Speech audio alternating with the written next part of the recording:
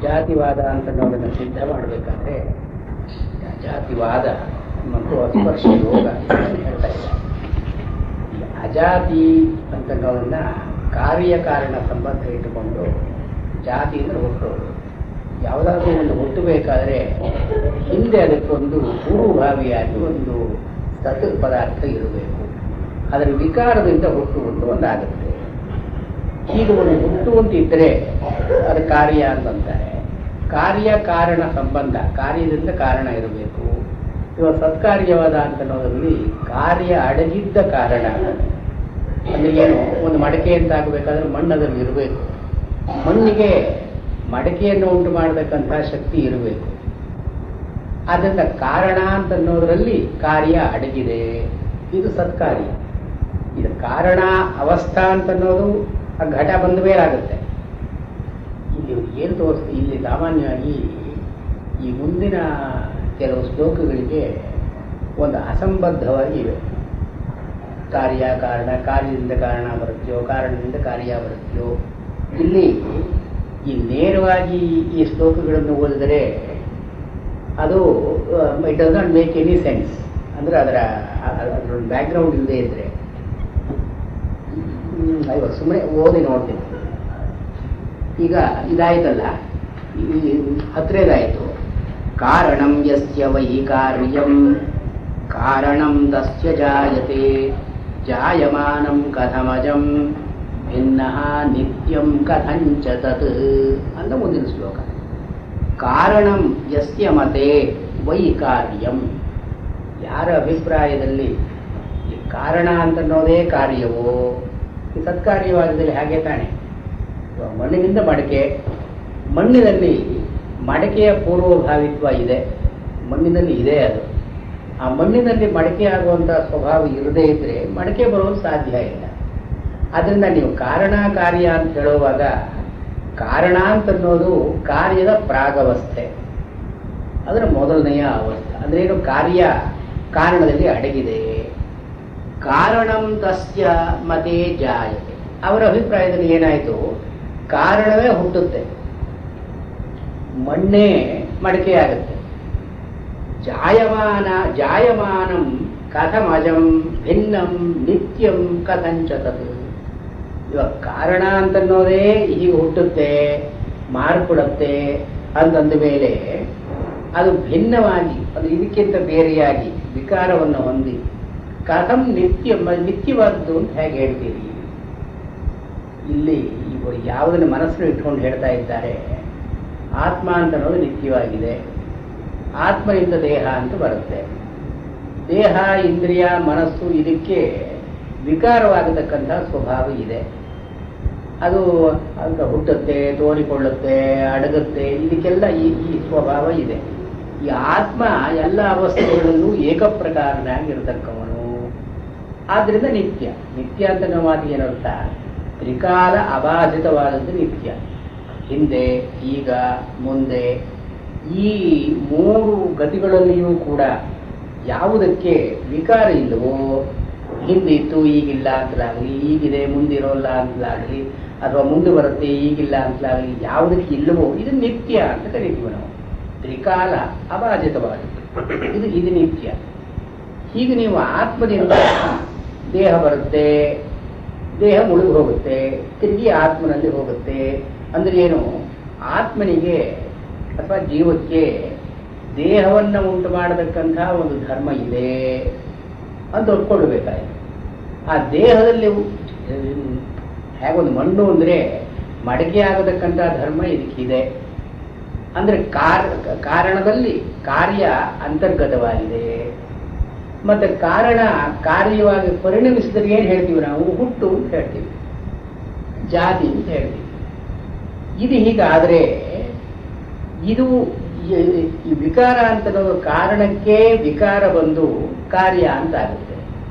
ಹೀಗೆ ವಿಕಾರ ಬರೋದ್ರೆ ನಿತ್ಯ ಅಂತ ನೀವು ಹೇಗೆ ಹೇಳ್ತೀರಿ ಆತ್ಮನನ್ನ ಅಂತ ಇತ್ಯಾದಿಯಾಗಿ ಈ ಕಾರ್ಯ ಕಾರಣ ಇದರ ಸಂಬಂಧವನ್ನು ಹೇಳಿಕೊಂಡು ಕಾರಣಾದಿ ಯತ್ ಅನನ್ಯತ್ವಂ ಅದಃ ಕಾರ್ಯಮಜಂತವ ಜಾಯಮಾನಾಧಿ ವೈ ಕಾರ್ಯಾತ್ ಕಾರಣಂ ಕಥಂ ಧ್ರುವಂ ಇತ್ಯಾದಿಯಾಗಿ ಹೇಳ್ಕೊಂಡು ಹೋಗ್ತಾರೆ ಉದ್ದಕ್ಕೆ. ಇದನ್ನ ಇದು ಯಾವ ಕಾಂಟೆಕ್ಸ್ಟ್ ಏನಿದೆ ಅಂತ ಅನ್ನೋದನ್ನ ಇದು ಮುಂದೆ ಹೇಳೋಣ. 19ರಲ್ಲಿ ನೋಡಿ, ಅಶಕ್ತಿ ಅಪರಿಜ್ಞಾನಂ ಕ್ರಮಕೋಪೋಥವಾ ಪುನಃ ಏವಂ ಹಿ ಸರ್ವಥಾ ಬುದ್ಧೈ ಅಜಾತಿ ಪರಿದೀಪಿತ. ಇಷ್ಟೊಂದು ವಾದಗಳನ್ನು ಹೇಳ್ತಾರಲ್ಲ, ಈ ವಾದಗಳನ್ನೆಲ್ಲ ನೋಡಿದಾಗ ನಾವು ಈ 3 ವಿಚಾರಗಳು ಎದ್ದು ಕಾಣುತ್ತೆ ನಮಗೆ. ಏನು? ಅಶಕ್ತಿ. ಇಂಥ ವಾದಗಳನ್ನು ಅತ್ಯಂತ ಸಮರ್ಥಕವಾಗಿ ನಿರ್ಣಾಯಕವಾಗಿ ನಾವು ಪರಿಹಾರ ಮಾಡ್ತೀವಿ ಅಂತನ್ನೋದು ಅಶಕ್ತಿ. ಮನುಷ್ಯನ ಮನಸ್ಸು ಕಾರ್ಯಕಾರಣ ಸಂಬಂಧವನ್ನು ಅದರ ಆದಿ ಅಂತ್ಯದವರೆಗೆ ಹೋಗಿ ನಿರ್ಧಾರ ಮಾಡತಕ್ಕಂಥ ಶಕ್ತಿ ಮನುಷ್ಯನಿಗಿಲ್ಲ. ಇದು ಅಶಕ್ತಿ. ಆದ್ದರಿಂದ ಏವಂ ಹಿ ಸರ್ವದಾ ಬುದ್ಧೈ ಅಜಾತಿ ಪರಿದೀಪಿತ. ಈ ಬುದ್ಧರಾದರು, ಬುದ್ಧೈ ಅಂದ್ರೆ ಪಂಡಿತೈ ಅಂತ ಇವರು ಹೇಳ್ತಾರೆ. ಬುದ್ಧೈ ಅಂತ ಹೇಳಬೇಕಾದ್ರೆ ನಾವು ಬುಧೈ ಅಂತಲಾರು ಹೇಳ್ಬೋದಾಗಿತ್ತು. ಬುದ್ಧೈ ಅಂತ ಹೇಳ್ತಾರೆ, ಬುದ್ಧರಿಂದ ಅಂದ್ರೆ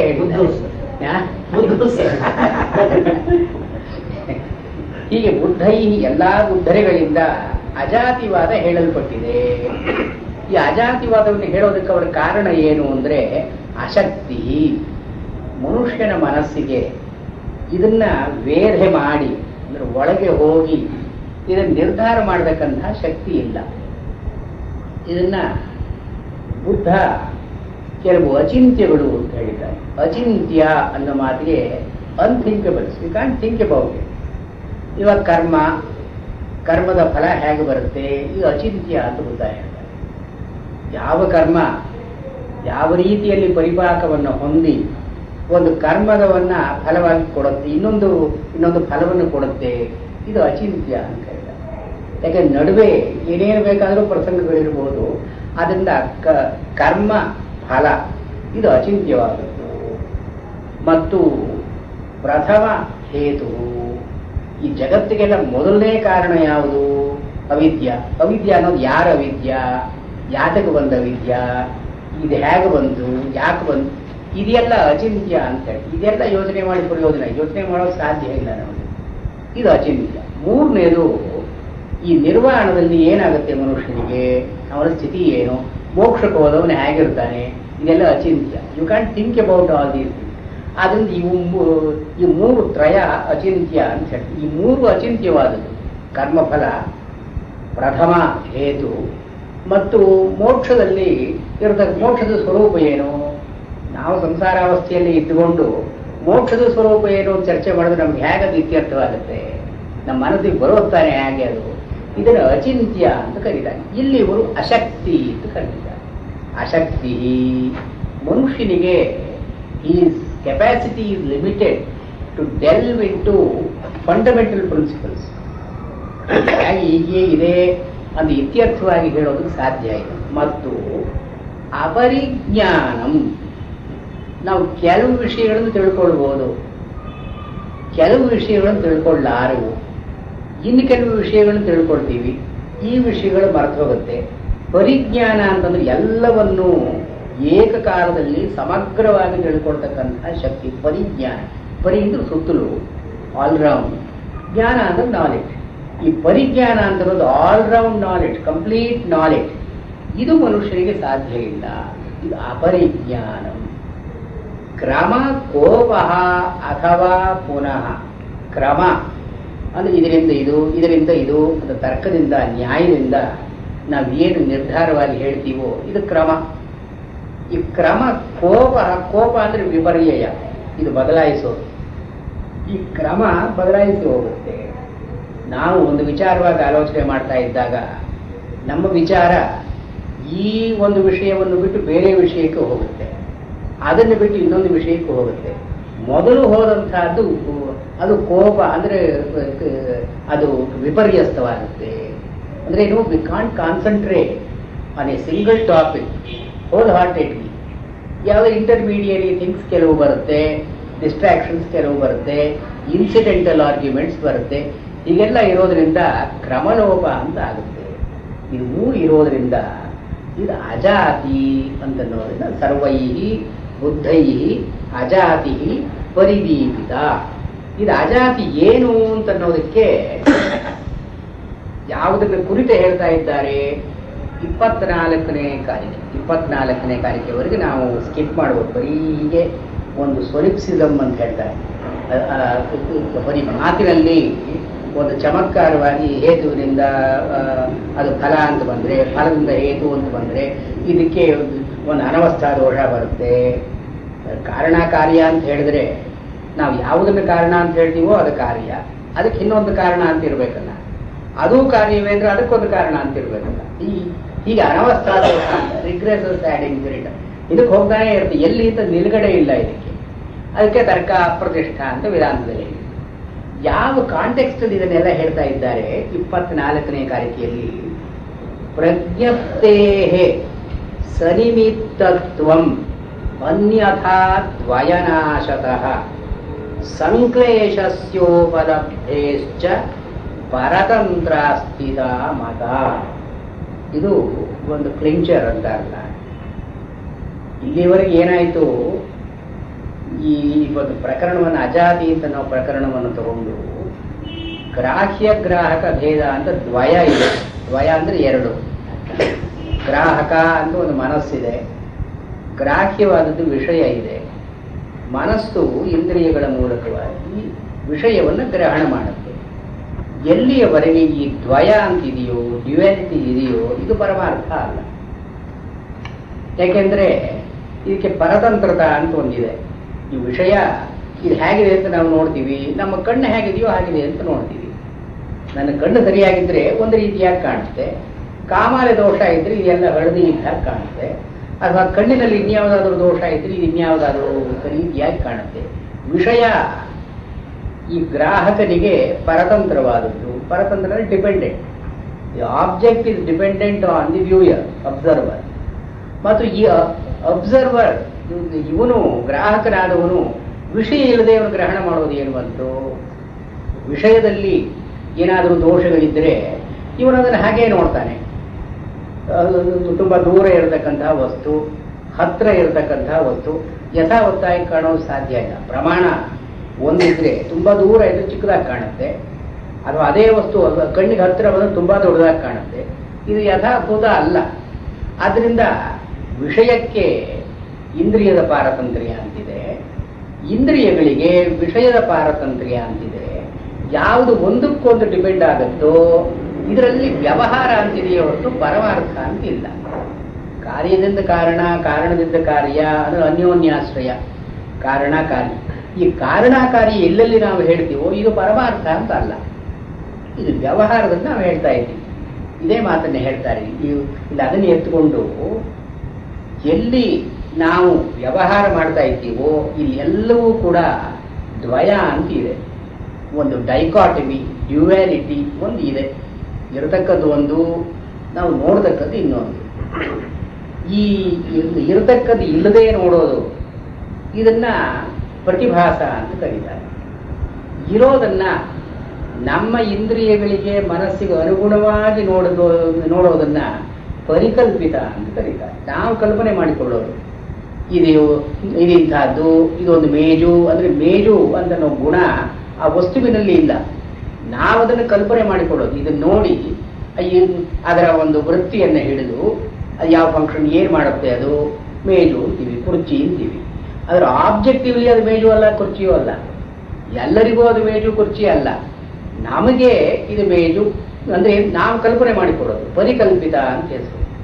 ಇಲ್ಲದೇ ಇರೋದನ್ನ ಅದರ ಮೇಲೆ ಹೇರೋದು ಅದು ಪ್ರತಿಭಾಸ. ಒಂದು ವಸ್ತು ಇದು ಚೆನ್ನಾಗಿದೆ, ಇದು ಚೆನ್ನಾಗಿಲ್ಲ, ಇದ್ರ ಮೌಲ್ಯ ಇಷ್ಟು, ಇದೆಲ್ಲ ಪ್ರತಿಭಾಸ. ವಸ್ತುವಿನಲ್ಲಿ ಇಲ್ಲದೆ ಅದನ್ನು ನಾವು ಅದರ ಮೇಲೆ ಹೇರತಕ್ಕಂಥ ಇದು ಎರಡೂ ಆ ವ್ಯವಹಾರದಲ್ಲಿ ಸೇರುತ್ತೀಯ ವಿನಃ ಪರಮಾರ್ಥದಲ್ಲಿ ಸೇರೋಲ್ಲ ಅಂತನ್ನೋದನ್ನ ಇವರು they try to reduce it to the brass tacks. ಇವಾಗ ಹೊರಗಡೆ ಪ್ರಪಂಚದಲ್ಲಿ ಯಾವುದಾದ್ರೂ ಒಂದು ವಸ್ತು ಇದೆಯೋ ಅದು ಪರಿಕಲ್ಪಿತವಾಗಿಯೇ ಕಾಣಲಿ, ಪ್ರಾತಿಭಾಸಿಕವಾಗಿಯೇ ಕಾಣಲಿ, ಒಂದು ಏನಾದರೂ ಒಂದು ವಸ್ತು ಹೊರಗಡೆ ಇರಬೇಕು. ಇವನು ಗ್ರಾಹಕನಾದವನು ಕಣ್ಣು ಸರಿಯಾಗಿರಲಿ, ಸರಿಯಾಗಿರದೇ ಇರಲಿ, ನೋಡ್ತಕ್ಕದ್ದು ಅಂತ ಒಂದು ಇರಬೇಕು. ಈ ಗ್ರಾಹ್ಯ ಗ್ರಾಹಕ ಭೇದದ ಕೆಳಗೆ ಅಂದರೆ ಅಡಿಯಲ್ಲಿ ಒಂದು ಏನಾದರೂ ಒಂದು ಸತ್ತ ಅಂತ ಇರಬೇಕಲ್ಲ. ಈ ಸತ್ತ, ಈ ರಿಯಾಲಿಟಿ, ಇದರಲ್ಲಿಯೇ ಒಂದು ಗ್ರಾಹ್ಯ ಗ್ರಾಹಕ ಭಾವ ಇದೆಯೋ, ಇದನ್ನು ಜಿಜ್ಞಾಸೆ ಮಾಡಬಹುದು. ಅಂದ್ರೇನು? Unity of the individual soul and the world, is it to be accepted or should it not be accepted? ಅದ್ವೈತ ಅಂತ ಅನ್ನೋದು ಎಲ್ಲಿ ಅದ್ವೈತವನ್ನೇ ಹೇಳಬೇಕು. ಅದ್ವಯವಾದ ಅಂತ ಹೇಳ್ತಾರಲ್ಲ ಇವರು. ಅದ್ವಯ ಅಂದ್ರೆ ಏನು? ನೋಡೋನು ನೋಡ್ತಕ್ಕದ್ದು ಎರಡು ಪರಮಾರ್ಥದಲ್ಲಿ ಒಂದೇ ಅಂತ ಆದ್ರೆ ಅದ್ವಯ. ಎರಡೂ ಬೇರೆ ಬೇರೆಯಾಗಿಯೇ ಇದೆ, ವ್ಯವಹಾರದಲ್ಲೂ ಬೇರೆ, ಪರಮಾರ್ಥದಲ್ಲೂ ಬೇರೆ ಅಂದ್ರೆ ದ್ವಯವಾದ. ಇವರು ಅದ್ವಯವಾದ ಅಂತ ಏನು ಹೇಳ್ತಾ ಇದ್ದಾರೆ? ಒಂದು ನಾವು ನೋಡಿದ್ದರಿಂದ ಇದು ಬಂತು ಅಂದ್ರೆ ಜಾತಿವಾದ. ಅಂದ್ರೆ ಹುಟ್ಟುತ್ತೆ ಒಂದು ವಸ್ತು, ನಾನು ನೋಡಿದೆ, ಒಂದು ಹುಟ್ಟುಕೊಳ್ಳುತ್ತೆ, ಅದು ನನ್ನ ಮನಸ್ಸಿನಲ್ಲಿ ಅದರ ಒಂದು ಕಲ್ಪನೆ ಅಂತೂ ಬರುತ್ತೆ, ದೃಷ್ಟಿ ಸೃಷ್ಟಿವಾದ. ಆಮೇಲೆ ಅದು ನಾನು ನೋಡಿದೆ, ನೋಡಿ ಆದಮೇಲೆ ದೀಪ ಹೊಟ್ಟೋದ್ರೆ ಬೇರೆ ರೀತಿಯಾಗಿ ಕಂಡು ವಿಕಾರವನ್ನು ಹೊಂದಿಕೊಳ್ಳು. ಆದ್ರಿಂದ ಅಲ್ಲಿಯೂ ಜಾತಿವಾದ.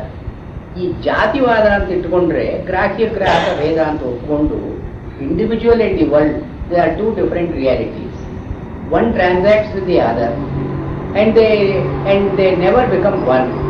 East is east, west is west, and the twain shall never meet ಅಂದ್ರಲ್ಲ, ಇದು ಹಾಗೆ. Individual is individual, the world is the world, and the two will never become one. ನಾವು ವ್ಯವಹಾರದಲ್ಲಿ ಇರ್ತೀವಿ, ಎಲ್ಲ ವ್ಯವಹಾರದಲ್ಲೂ ಈ ದ್ವಯ ಅಂತ ಅನ್ನೋದು ಇದ್ದೇ ಇದೆ.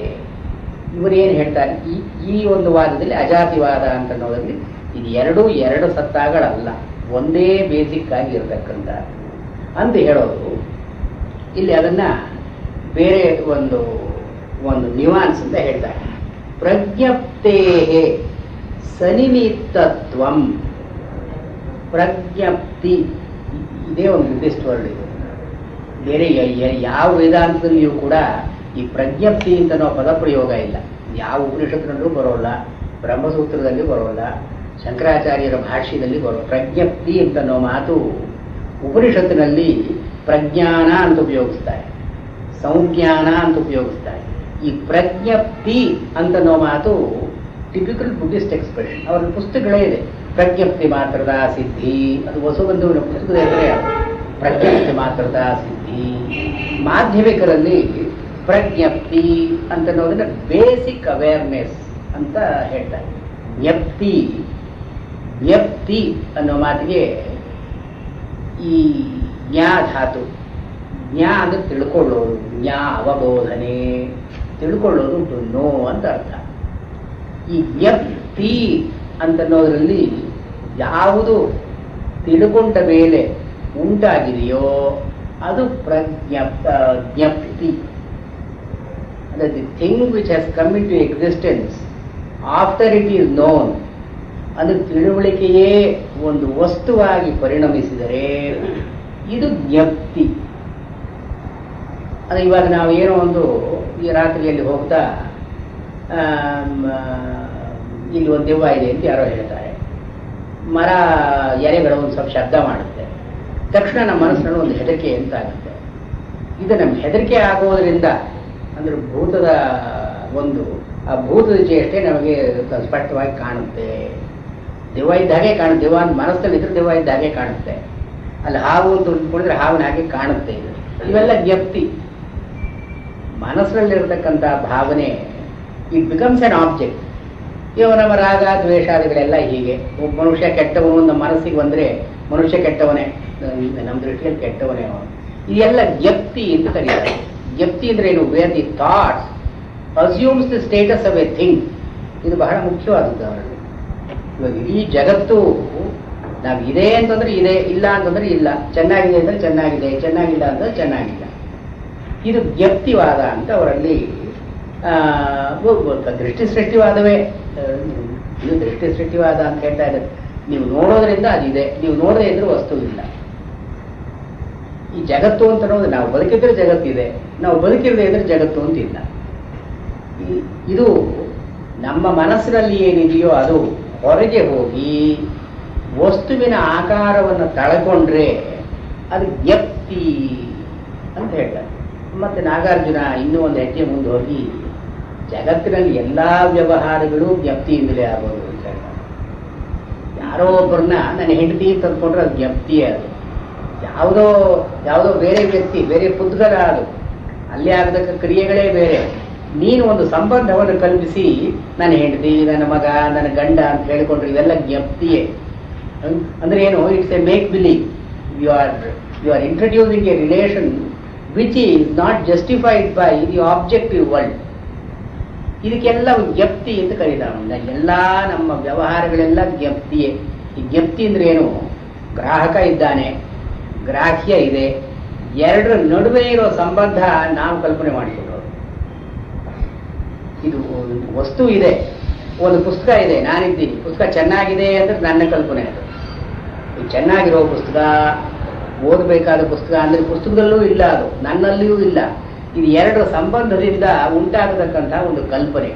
ಈ ಜಗತ್ತಿನ ವ್ಯವಹಾರ ಎಲ್ಲವೂ ಕೂಡ ಸಂಬಂಧಾಶ್ರಿತಂ ಜಗತ್ ಅಂತ ಹೇಳ್ತಾರೆ. The world consist of relations. The relations are ಕಲ್ಪಿತ. ಒಬ್ಬೊಬ್ಬ ಮನುಷ್ಯನು ತನಗೆ ತೋರಿದ ಹಾಗೆ ಜಗತ್ತನ್ನು ಕಲ್ಪನೆ ಮಾಡಿಕೊಡ್ತಾನೆ. ಅದರಿಂದ ಜಗತ್ತು ಅಂತ ಹೊರಗಡೆ ವಾಸ್ತವವಾಗಿ ಇಲ್ಲ. ಜಗತ್ತು it consist of the relations that we have. ಆದ್ದರಿಂದ ಎಷ್ಟು ಜನ ವ್ಯಕ್ತಿಗಳಿದ್ದಾರೋ ಅಷ್ಟು ಜನ ಜಗತ್ತು. ಎಷ್ಟು ಮನಸ್ಸುಗಳಿದೆಯೋ ಅಷ್ಟು ಮನಸ್ಸಿಕಾರ. ಒಂದು ಮನಸ್ಸಿಕಾರ ಅಂದರೆ ಮನಸ್ಸಿನ ಕ್ರಿಯೆ. ಎಷ್ಟು ಮನಸ್ಸಿನ ಕ್ರಿಯೆಗಳಿದೆಯೋ ಅಷ್ಟು ಪ್ರಪಂಚ. ಸೊ ಒನ್ ವರ್ಲ್ಡ್ ಅಂತ ಇಲ್ಲ. ಇವಾಗ ಒಬ್ಬ ಆತ್ಮ ಅಂತ ನನ್ನ ಇಟ್ಕೊಂಡು ಒಂದು ಜಗತ್ತು ಅಂದ್ರೆ ಬೈನರಿ ರಿಲೇಷನ್ಶಿಪ್. ಇದು ನ್ಯಾಯ ವಿಶೇಷದವರು, ನ್ಯಾಯದವರು ಮತ್ತು ವೇದಾಂತಿಗಳೆಲ್ಲ ಇಟ್ಕೊಂಡು ಒಬ್ಬ ಆತ್ಮ ಅಂತ ಇದ್ದಾನೆ. ಒಂದು ಪ್ರಪಂಚ ಅಂತ ಇದೆಯೋ ಇಲ್ವೋ, ಆ ಪ್ರಪಂಚ ಸತ್ಯವೋ ಅಸತ್ಯವೋ, ಮಾಯಾತ್ಮಕವಾದದ್ದು ಅಥವಾ ಪರಮಾರ್ಥವಾದದ್ದು, ಈ ರೀತಿ ಅದೇ ದ್ವೈತಾದ್ವೈತದಲ್ಲಿ ಎಲ್ಲ ಬೇಸಿಕ್ ಅಸಂಪ್ಷನ್ ಏನು? ಒಬ್ಬ ಆತ್ಮ ಅಂತ ಇದ್ದಾನೆ, ಒಂದು ಜಗತ್ತು ಅಂತಿದೆ. ಈ ಒಂದು ಜಗತ್ತು ಒಂದು ಆತ್ಮ ಇವರ ಸಂಬಂಧ ಹೇಗೆ? ಬಟ್ ಬೌದ್ಧರು ಏನು ತೋರಿಸ್ತಾರೆ, ನಿಮ್ಮ ಅಸಂಪ್ಷನ್ನೇ ತಪ್ಪು. ಒಬ್ಬ ಆತ್ಮ ಅಂತಿರೋದು ವ್ಯವಹಾರದಲ್ಲಿ ಬಂದಿಲ್ಲ. ನನ್ನ ದೇಹದಲ್ಲಿ ಇರತಕ್ಕಂಥ ಆತ್ಮ ನನ್ನ ಜೀವ. ಎಷ್ಟು ದೇಹಗಳಿದೆಯೋ ಅಷ್ಟು ಜೀವ ಇದೆ. ಮತ್ತು ಈ ಪ್ರಪಂಚದಲ್ಲಿ ನನ್ನ ಅನುಭವಕ್ಕೆ ಬಂದಂತಹದ್ದು ಒಂದು ಪಾಲು ಪ್ರಪಂಚದ್ದು. ಇದು ನನ್ನ ಮಟ್ಟಿಗೆ ಇಷ್ಟೇ ಪ್ರಪಂಚ, ಬೇರೆ ನನ್ನ ಪ್ರಪಂಚ ಅಲ್ಲ.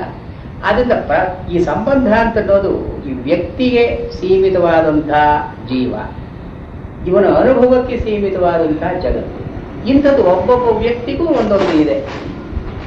ಇದನ್ನೇ ಜೈನರು ಅನೇಕಾತ್ಮಕಂ ವಸ್ತು ಅಂತ ಹೇಳಿದ್ರು. ಒಂದು ವಸ್ತುವಿಗೆ ಅನೇಕ ಮುಖ ಇದೆ. ಹಾಗೇನೆ ಒಬ್ಬ ಜೀವನಿಗೆ ಜಗತ್ತಿನ ಒಂದು ಭಾಗ ಮಾತ್ರ ಕಾಣುತ್ತೆ, ಮಿಕ್ಕಾದ ಭಾಗಗಳು ಅವನಿಗೆ ಕಾಣಿಸೋಲ್ಲ. ಜೀವನಾದವನಿಗೆ ಮಾತ್ರ ಅವನ ಮೇಲೆ ನಿಂತ್ಕೊಂಡು ಎಲ್ಲಾ ಮುಖಗಳು ಅವನಿಗೆ ಕಾಣುತ್ತೆ. ಅಂದ್ರೆ ಏನು? ಅಪರ್ಯಾಪ್ತಂ ಜಗತ್ ಅಪರ್ಯಾಪ್ತೋ ಜೀವ ಅಂತ ಒಂದು ನಾಗಾರ್ಜುನ ಹೇಳ್ತಾನೆ. ಈ ಪರ್ಯಾಪ್ತ ಅಪರ್ಯಾಪ್ತ ಅಂದ್ರೇನು? ಒಂದು ಕಾಂಪ್ರಹೆನ್ಸಿವ್, ಒಂದು ಯುನಿಟರಿ, ಇದು ಪರ್ಯಾಪ್ತ. ಇದು ಅಪರ್ಯಾಪ್ತ ಅಂದ್ರೆ ನಾನ್ ಕಾಂಪ್ರಹೆನ್ಸಿವ್, ನಾನ್ ಯುನಿಟರಿ. ದೇವಾದ ಭಗವದ್ಗೀತೆಯಲ್ಲಿ ಬೇರೆ ವಿಧ ಅಪರ್ಯಾಪ್ತಂ ಬಲಂ ಅಸ್ಮ ಅವನು ದುರ್ಯೋಧನ ಹೇಳ್ತಾನಲ್ಲ, ಅದು ಪರ್ಯಾಪ್ತ ಅಪರ್ಯಾಪ್ತ ಅಂತ ಪದಗಳನ್ನು ಇದಕ್ಕೆ ವಿರುದ್ಧವಾಗಿ ಉಪಯೋಗಿಸ್ತಾನೆ. ಇವನು ಪರ್ಯಾಪ್ತ ಅಪರ್ಯಾಪ್ತ ಅಂತ ಅನ್ನೋದನ್ನು ಹೇಗೆ ಉಪಯೋಗಿಸ್ತಾನೆ? ಈ ಜಗತ್ತು ಅಂತ ಅನ್ನೋದು ಪರ್ಯಾಪ್ತವಾಗಿ ಒಂದು ಇಲ್ಲ, ಇದು ಅಪರ್ಯಾಪ್ತ.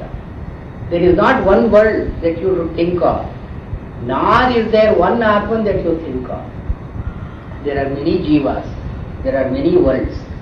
And what is happening is the relationship between each jiva and each world. So ವ್ಯಕ್ತಿನಿಷ್ಠವಾದ ಪ್ರಪಂಚ ಇದೆ, ಒಂದು ಪ್ರಪಂಚ ಇದೆ ಅಂತಂದ್ರೆ ಸುಳ್ಳು. ಒಂದು ಪ್ರಪಂಚ ಮಾಯ, ಅದು it's a figment of your imagination. ಅದನ್ನು ಅವರು ಮಾಯ ಅಂತ ಕರೆಯೋದು. ನಾವು ಒಂದನ್ನು ನೋಡಿ ಇದರ ಹಾಗೆ ಪ್ರಪಂಚ ಇದಕ್ಕೆ ಮೀರಿ ಇದೆ ಅಂತ ನಾವು ಒಂದು ಪರಿಕಲ್ಪಿತವಾಗಿ ಮಾಡಿಕೊಳ್ತೀವಲ್ಲ, ಇದನ್ನು ಅವರು ಮಾಯಾ ಅಂತ ಕರೀತಾರೆ. ನಾವು ಏನು ಒಂದನ್ನು ನೋಡ್ತೀವಿ, ನಾನು ನಿಮ್ಮ ಮುಂಭಾಗ ಮಾತ್ರ ಕಾಣುತ್ತೆ ನನಗೆ, ನಾನು ಏನು ಅಂದ್ಕೊಳ್ತೀನಿ, ನಿಮ್ಗೆ ಹಿಂಭಾಗವೂ ಒಂದು ಇದೆ ಅಂತ ನಾನು ಕಲ್ಪನೆ ಮಾಡ್ಕೊಳ್ತೀನಿ. ನನಗೆ ಕಾಣಿಸ್ದೇ ಇದ್ದದನ್ನ ನನ್ನ ಅನುಭವದಲ್ಲಿ ಇಲ್ಲದೇ ಇದ್ದುದನ್ನು ಇದು ಇದೆ, ನಿಮ್ಮ ಹಿಂದೆ ಇದೆ, ನಿಮಗೊಂದು every one has a back ಅಂತನ್ನೋದು ನನ್ನ ಅನುಭವಕ್ಕೆ ಬಂದದ್ದಲ್ಲ, ಅನುಭವದಿಂದ ಮೇಲೆ ಕಲ್ಪನೆ ಮಾಡಿಕೊಂಡಿದ್ದೆ ನಾನು. ಸೊ ಹೀಗೆ ಈ ಜಗತ್ತು, ನನಗೆ ಬಂದ ಜಗತ್ತಿದು, ಎಲ್ಲರಿಗೂ ಇದೇ ಜಗತ್ತಿರೋದು ಅಂತ ಅಂದುಕೊಂಡಾಗ ಅದು ಪರಿಕಲ್ಪಿತ ಮಾಯ. ನನ್ನ ಅನುಭವಕ್ಕೆ ಬಂದಂಥ ಜಗತ್ತಿದು, ಎಲ್ಲರಿಗೂ ಇದೇ ಜಗತ್ತು, ಹೀಗೆ ಇದೆ ಅಂತ ಅಂದುಕೊಂಡ್ರೆ ಅದು ಮಾಯ, ಪರಿಕಲ್ಪಿತ. You are assuming what you are not warranted to assume. ಅದನ್ನು ಅವನು ನಾಗಾರ್ಜುನ ಹೇಳೋದು. ಸೊ ಆಚಾರ್ಯರು ಹೀಗೆ ಜಗತ್ತು ಮಿಥ್ಯಾ ಅಂತನ್ನುವಾಗ, ಜಗತ್ತು ಅಂತನ್ನೋ ಕಲ್ಪನೆ ಮಿಥ್ಯ. ನನ್ನ ಪಾಲಿಗೆ ಜಗತ್ತಿಲ್ಲ ಅಂತಲ್ಲ, ನನ್ನ ಪಾಲಿಗೆ ಜಗತ್ತಿದೆ.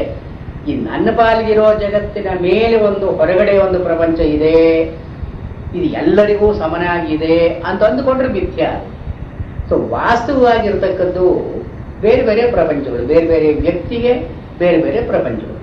ಪಿಂಡೇ ಪಿಂಡೇ ಮತಿರ್ಭಿನ್ನ, ಮದೇರ್ಭಿನ್ನತ್ವ ಜಗದ್ಭಿನ್ನ. ಒಂದೊಂದು ದೇಹದಲ್ಲಿ, ಪಿಂಡ ಅಂದ್ರೆ ದೇಹ, ಪಿಂಡೇ ಪಿಂಡೇ ಮತಿರ್ಭಿನ್ನ, ಒಂದೊಂದು ದೇಹದಲ್ಲಿ ಒಂದೊಂದು ಮನಸ್ಸು. ಈ ಮನಸ್ಸಿಗೆ ಅನುಗುಣವಾಗಿ ಜಗತ್ತು ಅಂದ್ರೆ ಏನು, ಒಬ್ಬೊಬ್ಬ ವ್ಯಕ್ತಿಗೂ ಬೇರೆ ಬೇರೆ ಜಗತ್ತು. ಇದು ವ್ಯವಹಾರ. ಪರಮಾರ್ಥ ಅಂತ ಅಂದುಕೊಂಡ್ರೆ ಆ ಜಗತ್ತು ಒಂದು ಅಂತಿಲ್ಲ. ಮತ್ತು ಹೀಗೆ ಬೇರೆ ಬೇರೆ ಜೀವನ ಹಿಂದೆ ಒಂದು ಆತ್ಮ ಅಂತ ಕಲ್ಪನೆ ಮಾಡಿಕೊಳ್ತೀವಲ್ಲ, ಇದೂ ಕೂಡ ಅದು ಸಮರ್ಥನೀಯವಾದದ್ದಲ್ಲ. ಸಮರ್ಥನೀಯವಾದದ್ದು ಹೌದು ಅಂತ ವೇದಾಂತಿಗಳು. ಒಬ್ಬ ಆತ್ಮ ಅಂತ ಇದ್ದಾನೆ. ಯಥಾ ಅಗ್ನೇಹೇ, ಒಂದು ಬೆಂಕಿ ಉರಿತಾ ಇದ್ದಾಗ ವಿಸ್ಫುಲಿಂಗಾ, ಅದರ ಕಿಡಿಗಳು ಹೋಗುತ್ತೆ. ಹಾಗೆ ಒಬ್ಬ ಆತ್ಮದಿಂದ ಅನೇಕ ಜೀವ ಅಂತ ಬರುತ್ತೆ ಅಂತ ಆರಂಭವಾದವನ್ನು ಹೇಳಿದಾಗ, ಅಥವಾ ಈ ಆತ್ಮನೇ ದೇಹ, ಇಂದ್ರಿಯಗಳು, ಮನಸ್ಸು ಅನ್ನೋ ಉಪಾಧಿಯಿಂದ ಜೀವ ಅಂತ ಆಗದಾನೆ. ಆ ಉಪಾಧಿ ಹೋದರೆ ಅವನು ಜೀವಭಾವ ಅಂತ ಹೋಗುತ್ತೆ, ಆತ್ಮ ಅಂತನೂ ಉಳ್ಕೊಳ್ತಾನೆ. ಈಗ ನಾವು ಹೇಗೆ ಹೇಳಿದ್ರು ಕೂಡ ವೇದಾಂತದವರು ಒಬ್ಬ ಆತ್ಮ, ಜೀವನಗಳ ಹಿಂದೆ ಒಬ್ಬ ಆತ್ಮ ಅಂತ ಇದ್ದಾನೆ. ಈ ಹಲವಾರು ಜಗತ್ತುಗಳ ಹಿಂದೆ ಒಂದು ಜಗತ್ತಲ್ಲಿ ಇಲ್ಲ. ಇದು ದಿಸ್ ಇಸ್ ಬೇಸಿಕ್ ಪ್ರಾಪೊಸಿಷನ್. ಇವ ಏನು ಹೇಳ್ತಾ ಇದ್ದಾರೆ ಇಲ್ಲಿ, ಈ ಜ್ಞಪ್ತಿ ಅಂತ ಅನ್ನೋದು ಸರಿಯೇ. ಈ ಜ್ಞಪ್ತಿಯ ಹಿಂದೆ ಒಂದೊಂದು ವಿಷಯವನ್ನ ತಿಳ್ಕೊಳ್ಬೇಕಾದ್ರೂ ಕೂಡ ಒಂದು ಬೇಸಿಕ್ ಅವೇರ್ನೆಸ್ ಅಂತ ಇರಬೇಕು. ಇದನ್ನು ಪ್ರಜ್ಞಪ್ತಿ ಅಂತ ಕರೆದರೆ, ಪ್ರಜ್ಞಪ್ತಿ ಅಂತ ಕರೆಯೋದು ಇದನ್ನು ನಾನು ಇದನ್ನು ನೋಡ್ತೀನಿ, ಅದನ್ನು ನೋಡ್ತೀನಿ, ಇನ್ನೊಂದನ್ನು ನೋಡ್ತೀನಿ.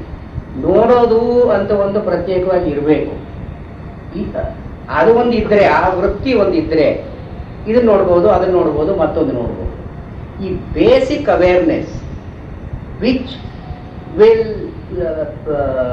Will survive through all our experience, ಇದನ್ನು ಅವರು ಪ್ರಜ್ಞಪ್ತಿ ಅಂತ ಕರೀತಾರೆ. Fundamental awareness. ಈ ಫಂಡಮೆಂಟಲ್ ಅವೇರ್ನೆಸ್ ಇದ್ದರೆ knowledge of this, knowledge of that, knowledge of another thing ಇದಾಗಿ ಸಾಧ್ಯ ಆಗುತ್ತೆ. ಪ್ರಜ್ಞಪ್ತೇ ಸನಿಮಿತ್ತತ್ವಂ. ಈ ಅರಿಯೋದು, ಅರಿತುಕೊಳ್ಳೋದು, ನೋಯಿಂಗ್ ಅಂತ ಒಂದು ಇದೆಯಲ್ಲ, this will not come in to operation unless it is provoked, unless it is stimulated by an object. ಹೊರಗಡೆ ಒಂದು ವಸ್ತು ಇರಬೇಕು. ವಸ್ತು ಇದ್ದರೆ ನಾನೇನು ತಿಳ್ಕೊಳ್ತೀನಿ ಅಂತ ನೋಡಿ. ವಸ್ತುವೇ ಇರದೇ ಇದ್ದರೆ ತಿಳ್ಕೊಳ್ಳೋದು ಅಂತ ಏನಿದೆ? ಈ ತಿಳ್ಕೊಳ್ಳೋದು ಅಂತ ಅನ್ನೋದು, every consciousness depends on N object of consciousness. Every item of awareness depends on N object that one is aware of. ಇದನ್ನು ಪ್ರಜ್ಞಪ್ತೇ ಸನಿಮಿತ್ತತ್ವಂ. ಈ ಪ್ರಜ್ಞಪ್ತಿಗೆ ನಿಮಿತ್ತ ಅಂತ ಒಂದಿದೆ, ಸವಿಷಯತ್ವಂ. ವಿಷಯ ಅಂತ ಒಂದಿದೆ, ನಿಮಿತ್ತ ಅಂದ್ರೆ ವಿಷಯ. ಈ ಪ್ರಜ್ಞ ಅವೇರ್ನೆಸ್ ಅಂತ ಬರಬೇಕಾದ್ರೆ ಹೊರಗಡೆ ಒಂದು ಏನೋ ಇರಬೇಕು, ಸನಿಮಿತ್ತತ್ವ. ಅನ್ಯಥಾ ದ್ವಯನಾಶನ. ಅನ್ಯಥಾ ಇದು ಹೀಗಾಗದೇ ಇದ್ರೆ, ಅಂದ್ರೆ ಒಂದು ಪ್ರಜ್ಞಪ್ತಿ ಅಂತ ಇದೆ, ಅದಕ್ಕೆ ಆಲಂಬನ ಅಂತ ಇಲ್ಲ. ಆಲಂಬನ ಅಂತ ಅನ್ನೋ ಮಾತ್ರ ವಿಷಯ ಅಂತ ಅನ್ನೋದ್ರಲ್ಲಿ ಹೇಳ್ತಾರೆ. ಪ್ರಜ್ಞಪ್ತೇ ಸನಿಮಿತ್ತತ್ವಂ. ಇದನ್ನು ಒಪ್ಕೊಳ್ಬೇಕು ನಾವು. Every act of awareness has A corresponding object. ಇಲ್ಲಿ ಜ್ಞಪ್ತಿಗೆ ಒಂದು ಇಂಡಿವಿಜುವಲ್ ಆಬ್ಜೆಕ್ಟ್ ಇದೆ. ಪ್ರಜ್ಞಪ್ತಿಗೆ ಒಂದು ಜನರಲ್ ಆಬ್ಜೆಕ್ಟ್ ಅಂತ ಅಸ್ಯೂಮ್ ಮಾಡಿಕೊಳ್ಬೇಕು. ಸನಿಮಿತ್ತತ್ವಂ. ಒಬ್ಬ ಮನುಷ್ಯ ಇದನ್ನು ತಿಳ್ಕೊತಾನೆ, ಅದನ್ನು ತಿಳ್ಕೊಳ್ತಾನೆ, ಮತ್ತೊಂದು ತಿಳ್ಕೊಳ್ತಾನೆ. ಅಥವಾ ಒಬ್ಬನೇ ಮನುಷ್ಯ ಒಬ್ಬನಿಗೆ ತಂದೆ, ಇನ್ನೊಬ್ಬನಿಗೆ ತಮ್ಮ, ಇನ್ನೊಬ್ಬನಿಗೆ ಅಣ್ಣ, ಇನ್ನೊಬ್ಬನಿಗೆ ಮಗ, ಹೀಗೆಲ್ಲ ಅಂದರೆ ಒಬ್ಬನೇ ವ್ಯಕ್ತಿ. ಇವನಿಗೆ ಆಲಂಬನೆಗಳಿರಬೇಕು. ಇವನು ತಂದೆ ಅಂತಂದ್ರೆ ಏನು? ಮಗ ಒಬ್ಬ ಇರಬೇಕು ಅವನಿಗೆ, ಮಗ ಇದ್ರೆ ಇವನು ತಂದೆ. ಇನ್ನೊಬ್ಬ ತಮ್ಮ ಅಂತಂದ್ರೆ ಇವನು ಅಣ್ಣ ಒಬ್ಬ ಇರಬೇಕು ಅವನಿಗೆ, ಅಣ್ಣ ಇದ್ರೆ ಇವನು ತಮ್ಮ. ಇವನು ಬರೀ ಅಣ್ಣ ಅಂತಂದ್ರೆ ಯಾರಿಗೆ ಅಣ್ಣ ಅಂತ ನಾವು ಕೇಳಬೇಕು. ಇವನು ತಂದೆ ಅಂದರೆ ಯಾರಿಗೆ ತಂದೆ, ಮಗ ಅಂದರೆ ಯಾರು ಮಗ. ಇದು ಸನಿಮಿತ್ತತ್ವ ಅಂದರೆ ರಿಲೇಟಿವಿಟಿ ಇಲ್ಲಿ ಬರುತ್ತೆ. Every awareness, act of awareness is relative to the thing that is perceive. ಅದಿಲ್ಲದೇನೆ ನಾವು ಅನ್ಯಥಾ ಇದನ್ನ ನಾವು ಒಪ್ಕೊಳ್ಳದೆ ಇದ್ರೆ ಅಂದರೆ ಏನು? ವೇದಾಂತಗಳು ಹೇಳೋ ಹಾಗೆ ಪ್ರಜ್ಞಾನ ಮಾತ್ರ ಇದೆ, ಪ್ರಜ್ಞಾನ ಘನ ಏಕಂ ಏವ, ಒಂದೇ ಇದ್ರೆ ಯತ್ರ ಏಕೀ ಭವತಿ, ಎಲ್ಲ ಒಂದೇ ಆದಮೇಲೆ ತತ್ರ ಕಹ ಕಂ ಪಶ್ಯೇತ್, ಯಾರನ್ನು ನೋಡ್ತಾನೆ, ನೋಡೋನು ಒಂದೇ, ನೋಡ್ತಕ್ಕಂಥ ಯತ್ರ ಏಕೀ ಭವಂತಿ, ಎಲ್ಲ ಒಂದೇ ಆದಮೇಲೆ ತತ್ರ ಕಹ ಕಂ ಪಶ್ಯೇತ್ ಕಂ ಸೌಮ್ಯಾತ್ ಇತ್ಯಾದಿಯಾಗಿ. ಇಲ್ಲಿ ಜ್ಞಪ್ತಿ ಅಂತನ್ನೋ ಮಾತಿಗೆ ಸರಿ, ಈ ಪ್ರಜ್ಞಪ್ತಿಯಲ್ಲಿ ಕೂಡ ಒಂದು ಕರಸ್ಪಾಂಡಿಂಗ್ ಆಬ್ಜೆಕ್ಟ್ ಇರಬೇಕು. ಅನ್ಯಥಾ ಈ ಇಲ್ಲ ಅಂತಂದ್ರೆ ದ್ವಯ ಪ್ರಜ್ಞಪ್ತಿ ಅಂತ ಒಂದು ಇದ್ದ ಮೇಲೆ ಒಂದು ಆಲಂಬನೆ ಅಂತ ಒಂದು ಇದ್ದೇ ಇರಬೇಕು. ಇದು ಇರದೇ ಇದ್ರೆ ಎರಡು, ಈ ಪ್ರಜ್ಞಪ್ತಿಗೆ ಒಂದು ಆಲಂಬನೆ ಇಲ್ಲ, ಆಲಂಬನೆಗೆ ಪ್ರಜ್ಞಪ್ತಿ ಇಲ್ಲ, ಎರಡೂ ಇಲ್ಲವಾಗುತ್ತೆ. ಸಂಕ್ಲೇಶಸ್ಯೋಪಲಬ್ಧೇಶ್ಚ ಪರತಂತ್ರ ಸ್ಥಿತ ಮದ.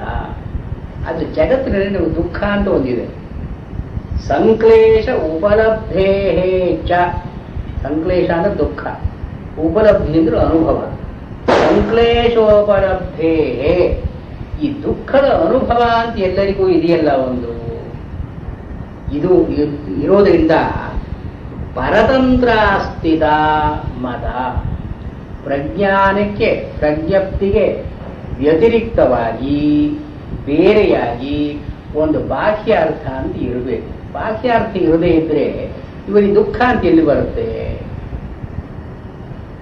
ದುಃಖ ಅಂತನೋ ಅನುಭವ ಇವನಿದೆಯಲ್ಲ, ಅನುಭವ ಅಂತ ಇದ್ದ ಮೇಲೆ ಒಂದು ಪ್ರಜ್ಞಪ್ತಿಗಿಂತ ಬೇರೆಯಾದ ಒಂದು ಜಗತ್ತು ಇದೆ ಅಂತ ಹೇಳಲೇಬೇಕು ನಾವು.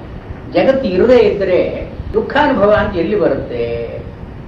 ಇದು ಇಲ್ಲಿ ಇಸ್ ವೆರಿ ಇದನ್ನು ಎಕ್ಸ್ಪ್ಲೈನ್ ಮಾಡ್ತಾರೆ.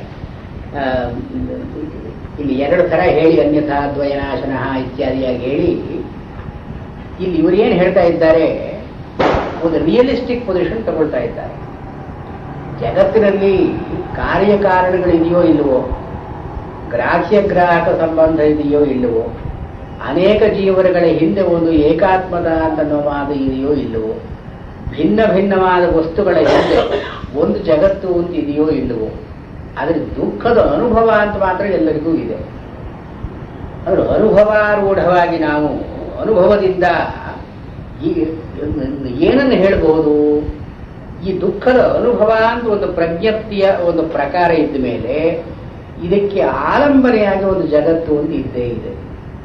ಜಗತ್ತು ಇಲ್ಲದೆ ನಮಗೆ ದುಃಖದ ಅನುಭವ ಅಂತ ಬರೋದು ಸಾಧ್ಯ ಇಲ್ಲ. ಯತ್ರ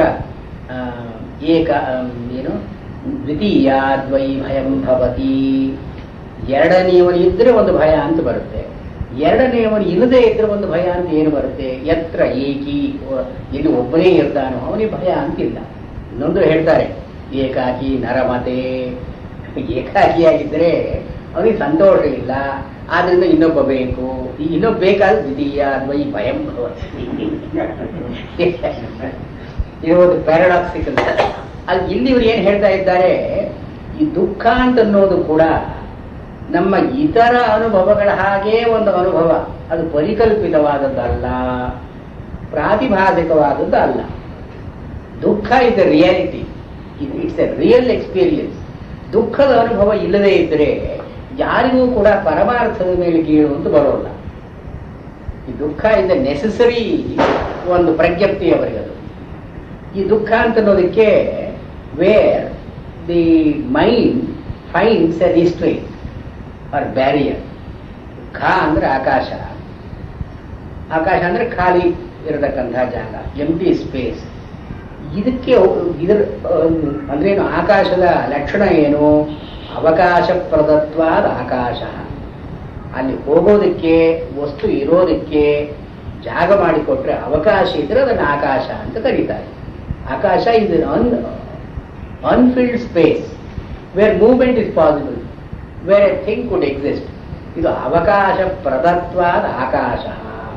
ಇದು ಖಂ ಅಂದ್ರೆ ಆಕಾಶಕ್ಕೆ ಹೆಸರು. ದುಃಖ ಅಂತನ್ನೋ ಮಾತಿಗೆ ದುಹು ಅಂದ್ರೆ ತುಂಬ ಕಠಿಣವಾಗಿ, ಕ್ಲಿಷ್ಟವಾಗಿ ಯಾವುದರಲ್ಲಿ ಹೋಗಬಹುದು ನಾವು ಅಂದ್ರೆ ಏನು, ಎಲ್ಲಿ ಹೋಗಲಾರೆವೋ ಅದು ದುಃಖ. ಸುಖ ಅಂದ್ರೆ where the passage is easy. ಸು ಅಂದ್ರೆ ಸುಷ್ಟು, ಅದು ಚೆನ್ನಾಗಿ ಎಲ್ಲಿ ಹೋಗಬಹುದು ನಾವು ಅದು ಸುಖ. ಎಲ್ಲಿ ಹೋಗಲಾರೆವೋ ಅದು ದುಃಖ. ಅಂದ್ರೆ ಏನು? ಎಲ್ಲಿ ಮನಸ್ಸು ಸುಖವಾಗಿ ಪ್ರವೇಶ ಮಾಡಬಹುದು, ಎಲ್ಲಿಂದ್ರೆ ಅಲ್ಲಿ ಹೋಗಬಹುದು ಅದು ಸುಖ. ದುಃಖ ಅಂದ್ರೇನು? ಮನಸ್ಸು ಇಂದ್ರಿಯಗಳ ಅಧೀನವಾಗಿ ಒಂದು ವಸ್ತುವಿಗೆ ಹೋಗಿ ನಿಂತುಕೊಳ್ಳುತ್ತೆ. ಈ ವಸ್ತುವಿನ ಆಚೆ ಏನು ಅಂತ ಮನಸ್ಸು ಹೋಗಲಾರದು. ಈ ವಸ್ತುವಿನಲ್ಲೇ ಕಣ್ಣು ನಿಲ್ಲೋದ್ರಿಂದ ಕಣ್ಣಿನ ಜೊತೆಗಿರತಕ್ಕಂತಹ ಮನಸ್ಸು ಈ ವಸ್ತುವಿನ ಗುಣ, ಧರ್ಮ, ಉಪಯೋಗ ಇದರಲ್ಲೇ ವ್ಯಾಪೃತವಾಗಿರುತ್ತೆ. ಇದನ್ನು ಮೀರಿ ಹೋಗಲಾರದು. ಅಂದ್ರೆ ಏನು? ಮನಸ್ಸಿನ ವೃತ್ತಿಗೆ ವಿಷಯ ಒಂದು ಅಡ್ಡಿ. ಒಂದು ಆಲಂಬನ ಅಂತ ನಮ್ಮ ಮಾತು ಹೇಳಿದ್ರಲ್ಲ ಹಿಂದೆ, ಸನಿಮಿತ್ತತ್ವಂ ಪ್ರಜ್ಞಪ್ತಿ. ನಾವು ಏನೇನನ್ನ ತಿಳ್ಕೊಳ್ತೀವೋ ಆ ತಿಳ್ಕೊಳ್ಳೋದೆಲ್ಲ ಅಬ್ಸ್ಟ್ರಕ್ಷನ್ಸ್. ಅದು ನಾವು ಇಲ್ಲಿವರೆಗೆ ಹೋಗ್ತೀವಿ, ಅಲ್ಲಿಗೆ ನಿಲ್ಲುತ್ತೀವಿ. ಅದು ನಾವು ತಿಳ್ಕೊಳ್ಳೋದು ಎಲ್ಲವೂ ಕೂಡ ಅಲ್ಲಿಯೇ ಓಡಾಡ್ತಾ ಇರೋ ಪರಿಚರಣ ಅಷ್ಟೇ. ಅದರ ಆಚೆ ಹೋಗೋದು ಸಾಧ್ಯ ಇಲ್ಲ. ಇದೆಲ್ಲ ದುಃಖ ಅಂತ ಕರೀತಾರೆ. Where the mind is full of barriers and restrains, where the individual is bound on all sides. ಆ ಕಡೆ ಹೋಗೋ ಹಾಗಿಲ್ಲ, ಈ ಕಡೆ ಹೋಗೋ ಹಾಗಿಲ್ಲ. ಇಂಥ ಪರಿಸ್ಥಿತಿ ದುಃಖ. ಎಲ್ಲಿ ನಿರಾಳ, ಎಲ್ಲಿ ಬೇಕಾದರೂ ಅವನು ಹೋಗಬಹುದು, ಸುಖ. ಯೋಗಿಯಾದವನ ಮನಸ್ಸು ಎಲ್ಲಿಗೆ ಬೇಕಾದರೂ ಹೋಗುತ್ತೆ. ಆದರೆ ನಮ್ಮ ಮನಸ್ಸು ನಮ್ಮ ದೈಹಿಕ, ಐಹಿಕ ವಿಷಯಗಳಲ್ಲೇ ಅಡಗಿರುತ್ತೆ. ನಮಗೆ our mind can't think of things beyond what is familiar to us. ಇದು ದುಃಖ. ಹೀಗೆ ಸಂಕ್ಲೇಶಸ್ಯ ಉಪಲಬ್ಧೇ. ನಾವು ಎಲ್ಲೆಲ್ಲಿ ತಿರುಗಿದ್ರೂ ಕೂಡ ಅಡ್ಡಿಗಳೇ ಇದೆ ಮನಸ್ಸಿನಲ್ಲಿ. ಅವನು Francis Bacon idols of the mind ಅಂತ ಹೇಳ್ತಾನೆ. ನಾವು ಮನಸ್ಸಲ್ಲಿ ಮಗು ಹುಟ್ಟುತ್ತಾ ಅದು ಫ್ರೀ ಆಗಿರುತ್ತೆ. It's an expansive mind. ಮಗುವಿನ ಮನಸ್ಸು ಎಲ್ಲಿ ಬೇಕಾದರೂ ಹೋಗುತ್ತೆ, ಯಾವ ರೀತಿಯಾಗಿ ಬೇಕಾದರೂ ವ್ಯವಹಾರ ಮಾಡುತ್ತೆ. ಅದು ಬರ್ತಾ ಅನುಭವಗಳಾದ ತಕ್ಷಣ ಮನಸ್ಸಿಗೆ ಒಂದೊಂದು ರೀಸ್ಟ್ರೈನ್ಸ್ ಒದಗುತ್ತೆ. ಎಲ್ಲ ಕಡೆನೂ ಇದು ಹೀಗೆ ಅಂದ್ರೆ ನಮ್ಮ process of education, process of growing up. ಈ ಮನಸ್ಸಿಗೆ ಏನಾಗುತ್ತೆ? ಮನಸ್ಸು ಸಂಕುಚಿತವಾಗ್ತಾ ಬರುತ್ತೆ. The original expansive state of the mind is lost when we grow up. ನಾವು ಎಷ್ಟೆಷ್ಟು ತಿಳ್ಕೊಂಡ್ರೆ ಮನಸ್ಸು ಅಷ್ಟು ಮುದುಡ್ಕೊಳ್ಳುತ್ತೆ. ಆದ್ರಿಂದ ಉಪನಿಷತ್ತು ಏನು ಹೇಳ್ತಾರೆ? ನೀವು ಎಲ್ಲಾ ಶಾಸ್ತ್ರವನ್ನು ತಿಳ್ಕೊಂಡು ಪಂಡಿತನಾದ ಮೇಲೆ ಪಾಂಡಿತ್ಯಂ ನಿರ್ವಿದ್ಯ ಬಾಲ್ಯೇನ ದಿಷ್ಟಾಸಿ. ನೀವು ಪಂಡಿತ ಆಗಿರೋದನ್ನು ಮರೆತು ಮಗು ಹಾಗೆ ಆಗಬೇಕು ನೀವು ತಿರುಗಿ. ಅಂದ್ರೇನು? Mind should expand. ಆ ಯಾವ ಈತಿಬಾಧೆಗಳು ಇಲ್ಲದೆ, ಮನಸ್ಸಿನಲ್ಲಿ ಓರೆಕೋರೆಗಳು ಇಲ್ಲದೆ. ಇವಾಗ ನಮ್ಮ ಮನಸ್ಸಿನಲ್ಲಿ ಇಲ್ಲಿ ಹೋದ್ರೆ ಒಂದು ಆತಂಕ, ಅಲ್ಲಿ ಹೋದ್ರೆ ಒಂದು ಆತಂಕ, ಅದು ಒಂದು ಆತಂಕ. Every thought is an obstruction. Every thought is potentially capable of holding the mind on. ಇದನ್ನು ಇವರು ಸಂಕ್ಲೇಶ ಅಂತ ಕರೀತಾರೆ. ಸಂಕ್ಲೇಶ ಉಪಲಬ್ಧೇ ಚ. Because the mind experiences obstacles everywhere, paratantra sthita mata. The individual is dependent on the world outside him. ಅಂತ ನಾವು ಹೇಳಲೇಬೇಕು. ಮತ ಅದು ನಿರ್ಣೀತ, ಅಭಿಪ್ರೇತ. ಸೊ ಜಗತ್ತು ಮಿಥ್ಯಾ ಅಂತನ್ನೋದು ಸುಳ್ಳು, ಜಗತ್ತು ಸತ್ಯವಾಗಿ ಇದೆ. ಇದು ಪರತಂತ್ರ ಅಸ್ಥಿತ ಮತ. ಈ ನಮಗೆ ಎವ್ರಿ ಇಂಡಿವಿಜುವಲ್ ದಟ್ ಎಕ್ಸ್ಪೀರಿಯನ್ಸಸ್, ಇವರಿಗೆ ಒಂದು ಪರತಂತ್ರತ ಅಂತ ಇದೆ. ಪರತಂತ್ರಾಸ್ಥಿತ. ಪರತಂತ್ರ ಅಂದ್ರೆ ಏನು? ಬಾಹ್ಯಾರ್ಥ. ಈ ಪ್ರಜ್ಞಪ್ತಿಗಿಂತ ಬೇರೆಯಾಗಿ ನಿಮಿತ್ತ ಅಂತ ಏನು ಕರೀತಾರೆ, ನಿಮಿತ್ತ ಒಂದು ಇದೆ. You can't be constrain without the factors that constrain you. ನಮ್ಮ ಮನಸ್ಸು ಮುದುಡಿಕೊಂಡಿದೆ ಅಂತಂದ್ರೆ ಮನಸ್ಸಿನಲ್ಲಿ ಇರೋ ಈ ದೀಸ್ ಐಡಲ್ಸ್, ಪೆಕೋನಿಯನ್ ಐಡಲ್ಸ್ ಇದೆಯಲ್ಲ, ರಿಸ್ಟ್ರೈನ್ಸ್, ಇದು ಇದ್ದೇ ಇದೆ. ಜಗತ್ತು ಇದೆಯೋ ಬಿಟ್ಟಿದೆಯೋ, ಜಗತ್ತಿನ ಪ್ರತಿನಿಧಿಯಾಗಿ ಇವೆಲ್ಲ ಇದೆ. ಈಗ ಅವರು ಒಂದು represented world, presented world and represented world ಅಂತ ಮಾಧ್ಯಮಿಕರು ಎರಡು ಹೇಳ್ತಾರೆ. ಒಂದು ಇಂದ್ರಿಯಗಳಿಗೆ ಬರತಕ್ಕಂತಹ ಜಗತ್ತು, ಇಂದ್ರಿಯ ವೇದನೀಯ ಆ ಜಗತ್ತು. ಈ ಜಗತ್ತಿನಲ್ಲಿ ನೇಸೆಂಟ್ ಎಕ್ಸ್ಪೀರಿಯನ್ಸಸ್. ಆದರೆ ಮಾನಸಿಕಾರ ಅಂತ ಒಂದು ಇದ್ದು, ಇದರಲ್ಲಿ ಸಂಸ್ಕೃತವಾದಂತಹ ಒಂದು ಜಗತ್ತು. ಅಂದ್ರೆ ಏನು? The world that is thought of by the mind, the world as sense by the sense organs, ಇದು presented world. But the same world transform into our conceptions. ನಮ್ಮ ಆಸ್ಪಿರೇಷನ್ಸು, ನಮ್ಮ ಡಿಸೈರ್ಸು, ಫಿಯರ್ಸು, ನಮ್ಮ ಡೆಸ್ಪೇರ್, ಎಕ್ಸ್ಪೆಕ್ಟೇಷನ್ಸ್, ಇವೆಲ್ಲ ಇರತಕ್ಕಂಥ ಒಳಗಿನ ಜಗತ್ತಿದೆಯಲ್ಲ, ಇದು represented world. Presented world represented by the mind. ಇದನ್ನ ಮಾನಸಿಕಾರ ಅಂತ ಕರೀತಾರೆ. ಇಂದ್ರಿಯಗಳಿಂದ ಬಂದಂತಹ ಜಗತ್ತು ಒಂದು, ಮಾನಸಿಕಾರದಿಂದ ಬಂದ ಜಗತ್ತು ಇನ್ನೊಂದು. ಈ ಮಾನಸಿಕಾರದಿಂದ ಬಂದಂತಹ ಜಗತ್ತು ಅದು ಬಂಧ. ದಿ ಸೆನ್ಸಿಬಲ್ ವರ್ಲ್ಡ್ ಬಂಧ ಅಲ್ಲ. ನಮ್ಮ ಯಾವುದೋ ಒಂದು ವಸ್ತು ನಾವು ನೋಡ್ತೀವಿ, ಇದು ನಮಗೆ ಬಂಧ ಅಲ್ಲ. ನೋಡ್ತಕ್ಕಂಥ ವಸ್ತು ಬಂಧ ಅಲ್ಲ. ಇದು ನನಗೆ ಬೇಕು ಅಂದ್ರೆ ಬಂಧ, ಇದು ನನಗೆ ಬೇಡ ಅಂತಂದ್ರೆ ಬಂಧ. ಸೊ ಜಗತ್ತಿನಲ್ಲಿ ಬಂಧ ಅಂತ ಅನ್ನೋದಿಲ್ಲ. ಈ ಜಗತ್ತು ಮನಸ್ಸಿಗೆ ಬಂದಾಗ ಅದನ್ನೇ ಭಗವದ್ಗೀತೆಯಲ್ಲಿ ಅವನು ಹೇಳಿದ್ದು, ಮನ ಏವ ಮನುಷ್ಯಾಣಂ ಕಾರಣಂ ಬಂಧ ಮೋಕ್ಷಯೋ. ಜಗತ್ತು ನಿನ್ನೇನು ಕಟ್ಟಾಗ್ತಾ ಇಲ್ಲ. ಜಗತ್ತು ನೀನು ಯಾವಾಗ ಕಟ್ಟಾಗುತ್ತೆ? ನಿನ್ನ ಮನಸ್ಸು ಕಟ್ಟಾಕಿದ್ರೆ ಜಗತ್ತು ಕಟ್ಟಾಗುತ್ತೆ. If I don't like this object has no temptation for me. ನನ್ನಲ್ಲಿ ಒಂದು ಪ್ರವೃತ್ತಿ ಅಂತ ಇದ್ರೆ ದಿಸ್ ಬಿಕಮ್ಸ್ ಅಟ್ರಾಕ್ಟಿವ್. ಇದು ನಾನು ಪಡ್ಕೊಳ್ಬೇಕು, ಪಡ್ಕೊಂಡಿದ್ರಿಂದ ನನಗೆ ಸುಖ ಉಂಟು, ಪಡ್ಕೊಳ್ಳೋದು ಹೇಗೆ, ಇದು ಸಾಧ್ಯ ಸಾಧನದ ವೃತ್ತಿ ಇದರಲ್ಲಿ ಬರುತ್ತೆ. ಅದರಿಂದ ಹೊರಗಡೆ ಜಗತ್ತಿನಲ್ಲಿ ಬಂಧ ಸ್ವರೂಪ ಅಂತ ಇಲ್ಲ ಜಗತ್ತಿಗೆ. ಅದು ಇಂದ್ರಿಯಗಳು ಮಾತ್ರ ಗ್ರಹಣ ಮಾಡಿದರೆ ಅದನ್ನೇ ವೇದಾಂತದಲ್ಲಿ ಏನು ಹೇಳ್ತಾರೆ? ಉನ್ಮತ್ತವತ್, ಪಿಶಾಚವತ್, ಬಾಲವತ್. ಜಗತ್ತನ್ನು ಹೇಗೆ ನೋಡ್ಬೇಕು ನಾವು? ಅಂಧವತ್ ಪಶ್ಯ ರೂಪಾಣಿ ಬಧಿರವತ್ ಶೃಣು ಶಬ್ದ. ಕೂಡ ಜಗತ್ತನ್ನು ಹೇಗೆ ನೋಡ್ತಾನೋ ಹಾಗೆ ನೋಡು ಅಂದ್ರೆ ಏನು? ಇಂದ್ರಿಯ ವೃತ್ತಿ ಇದ್ರೂ ಮಾನಸಿಕಾರ ಅಂತ ಇಲ್ಲ. ಇಂದ್ರಿಯಗಳಿಂದ ಎದ್ದದ್ದು ಇಲ್ಲ. We are dealing with the presented world. We don't deal with the represented world. Jeevan ಮುಕ್ತ ಹೇಗೆ ವ್ಯವಹಾರ ಮಾಡ್ತಾನೆ? Presented world. ಅವನ ಕಣ್ಣು ನೋಡುತ್ತೆ ಅಷ್ಟೇ, ಮನಸ್ಸದನ್ನು ನೋಡೋಲ್ಲ. ಇಷ್ಟಕ್ಕೆ ಮಾತ್ರ ಅವನ ಜೀವನ್ ಮುಕ್ತತಾ ಇರುತ್ತೆ. ಇಲ್ಲಿ ಸಂಕ್ಲೇಶಸ್ಯ ಉಪಲಬ್ಧೇ ಪರತಂತ್ರ ಸ್ಥಿತ, wear the mind is dependent on the objects. ಇದರಿಂದ ದುಃಖ ಅಂತ, ದುಃಖದ ಅನುಭವ ಅಂತ ನಮ್ಮಲ್ಲೆಲ್ಲ ಇದೆಯಲ್ಲ, ಇದು ಇರೋದ್ರಿಂದ there is a world which is causing it ಅಂತ ನಾವು ಒಪ್ಕೊಳ್ಳೇಬೇಕು. ಪ್ರಜ್ಞಪ್ತೇ ಸನಿಮಿತ್ತತ್ವಂ ಇಷ್ಯತೆ ಯುಕ್ತಿ ದರ್ಶನಾತ್, ನಿಮಿತ್ತಸ್ಯ ನಿಮಿತ್ತತ್ವಂ ಇಷ್ಯತೆ ಭೂತ ದರ್ಶನಾತ್. ಇಲ್ಲಿಯವರೆಗೆ ಯಾವ್ಯಾವುದನ್ನು ಹೇಳಿದರೋ, ಕಾರ್ಯ, ಕಾರಣ, ಗ್ರಾಹ್ಯ, ಗ್ರಾಹಕ, ಈ ದ್ವಯಗಳನ್ನೆಲ್ಲ ಹೇಳ್ಕೊಂಡು ಬಂದ್ರಲ್ಲ, ಇವೆಲ್ಲ ಯುಕ್ತಿ ಆಯಿತು. ಯುಕ್ತಿ ಅಂದ್ರೆ ಮನಸ್ಸು ಮಾಡತಕ್ಕಂಥ ಒಂದು ಕೆಲಸ. ಪ್ರಜ್ಞಪ್ತೇ ಸನಿಮಿತ್ತತ್ವಂ ಇಷ್ಯತೆ ಯುಕ್ತಿ ದರ್ಶನಾತ್. ಈ ಯುಕ್ತಿಯನ್ನು ಹಿಡ್ಕೊಂಡು, ತರ್ಕವನ್ನು ಹಿಡ್ಕೊಂಡು ನಾವು ಏನು ಹೇಳ್ಬೋದು? ಜಗತ್ತು ಇಲ್ಲ ಅಂತ ಹೇಳೋ ಹಾಗಿಲ್ಲ. ನಾವು ಜಗತ್ತು ಇದೆ ಅಂತಲೇ ಹೇಳಬೇಕು. ಜಗತ್ತು ಇಲ್ಲದೆ ಇದ್ರೆ, ಜಗತ್ತು ನಮ್ಮ ಮನಸ್ಸಿನಲ್ಲಿ ಇಲ್ಲದೆ ಇದ್ರೆ ನಮ್ಗೆ ದುಃಖದ ಅನುಭವ ಅಂತ ಎಲ್ಲಿ ಬರುತ್ತೆ?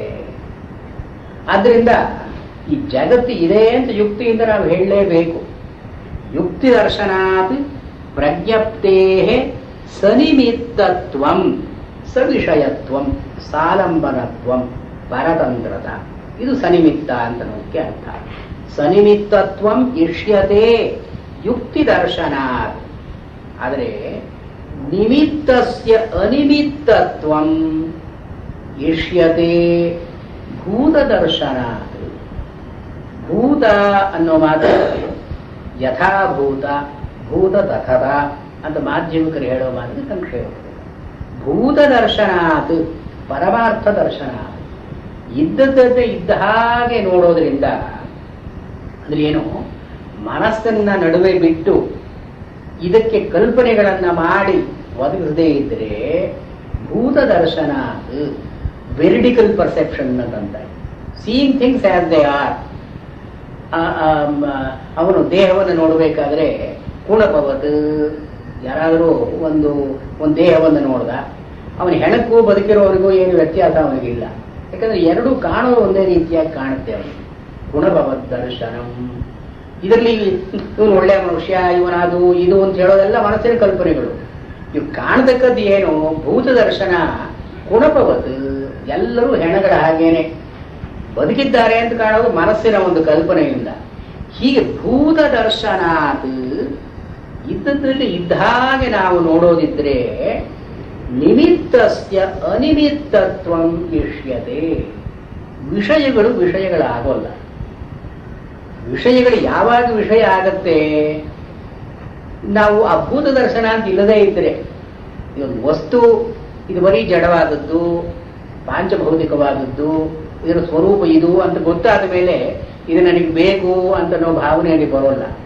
ಇದು ಚೆನ್ನಾಗಿದೆ, ಇದು ಅಪೇಕ್ಷಣೀಯ, ಅಥವಾ ಇದು ಹೇಯ, ಉಪಾದೆ, ಈ ಭಾವನೆಗಳು ಬರೋಲ್ಲ ನಮಗೆ. ಭೂತ ದರ್ಶನಾತ್ ನಿಮಿತ್ತಸ್ಯ ಅನಿಮಿತ್ತತ್ವಂ ಇಷ್ಯತೆ. The objects cease to be represented to your mind. ಇದು ನಿಮಿತ್ತವಾಗೋಲ್ಲ. ನಿಮಿತ್ತವಾಗದೇ ಇದ್ರೆ ಸಂಕ್ಲೇಶ ಅಂತ ಇಲ್ಲ, ದುಃಖ ಅಂತ ಇಲ್ಲ.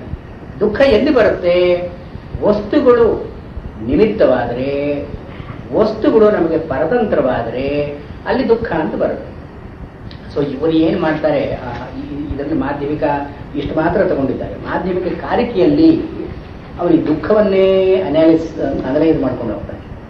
ಇದರ ಅನಾಟಮಿ ಆಫ್ ಸಫರಿಂಗ್ ದಟ್ ಏನು, ಅವನ ಕಡೆ ಏನು ಹೇಳ್ತಾನೆ, ಈ ದುಃಖ ಅಂತನ್ನೋದು ಈ ಪರತಂತ್ರದಿಂದಲೇ ಬಂದದ್ದು. ಅಂದ್ರೆ as long as you are dependent on something else there is ದುಃಖ. ನನಗೆ ಡಿಪೆಂಡೆನ್ಸ್ ಇಲ್ಲ ಅಂತ ಕಂಡುಕೊಂಡ್ರೆ ಅವನಿಗೆ ದುಃಖ ಅಂತ ಅನ್ನೋದು ಹೋಗುತ್ತೆ. ಈ ಪರತಂತ್ರ ಅಂತ ನಾವು ಮಾತಿಂದ ಬರ್ತಲ್ಲ, ಪರತಂತ್ರ ಸ್ಥಿತ ಮತ ಅಭಿಪ್ರೇತ. ಈ ಪರತಂತ್ರ ಅಂತ ಅನ್ನೋದನ್ನು ಅವನು ಮನಸ್ಸಿಗೆ ವಿಷಯಗಳ ಆಲಂಬನೆ ಅಂತ ಒಂದಿದೆ. ನಾನು ಭೂಮಿ ಮೇಲೆ ನಡೀಬೇಕು, ನನ್ನ ಕಾಲಿಗೆ ಭೂಮಿ ಅಂತ ಅನ್ನೋದು ಒಂದು ಆಲಂಬನೆ. ಅಥವಾ ಉಸಿರಾಡಬೇಕಾದ್ರೆ ಗಾಳಿ ಅಂತ ಬೇಕು, ಇದು ಒಂದು ಆಲಂಬನೆ. ಅಥವಾ ದೇಹಕ್ಕೆ ನೀರು ಅಂತ ಒಂದು ಬೇಕು, ಇದು ಒಂದು ಆಲಂಬನೆ. ದೇಹದ ಸ್ಥಿತಿಗೆ ಅನುಗುಣವಾಗಿ ಯಾವ ಯಾವ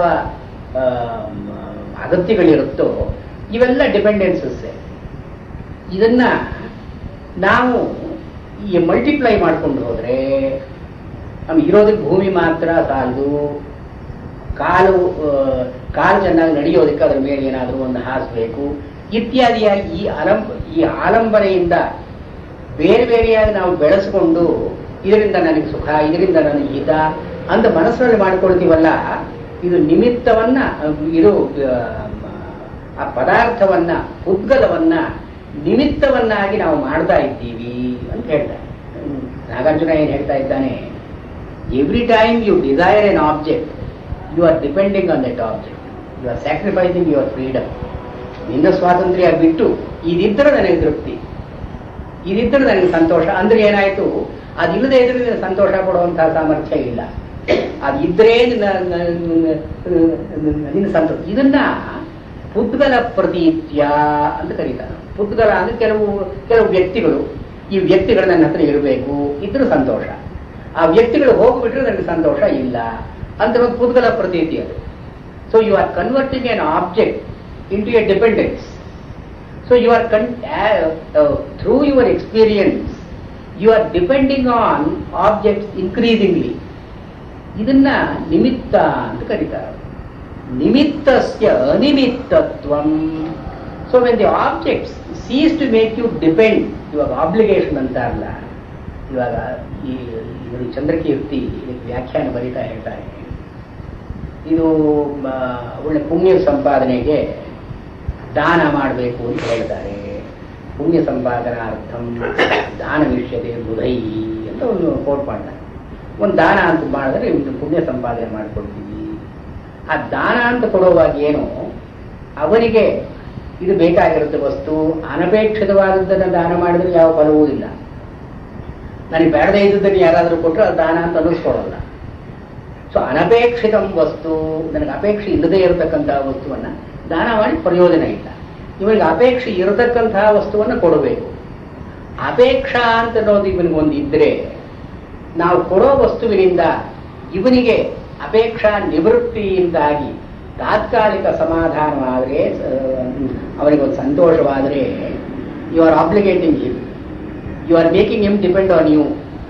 ನಿನಗೆ ಅವ್ರು ಕೃತಜ್ಞನಾಗಿರಬೇಕು. I am grateful to you. Grateful ಅಂದ್ರೆ ಏನು, I am dependent on you ಅಂತನೋ ಭಾವ. ಇದು ನಿಮಿತ್ತವಾಗಿ ಎಲ್ಲ ಪುಸ್ತಕಗಳನ್ನ ನಮ್ಮ ವ್ಯವಹಾರದಲ್ಲಿ ನಿಮಿತ್ತಗಳನ್ನು ಮಾಡ್ತಾ ಇದ್ದೀವಿ ಅಂತವನ ಅಂದ್ರೇನು. We are every time we come in to contact with an object, we are depending on that object. Our dependence is increasing.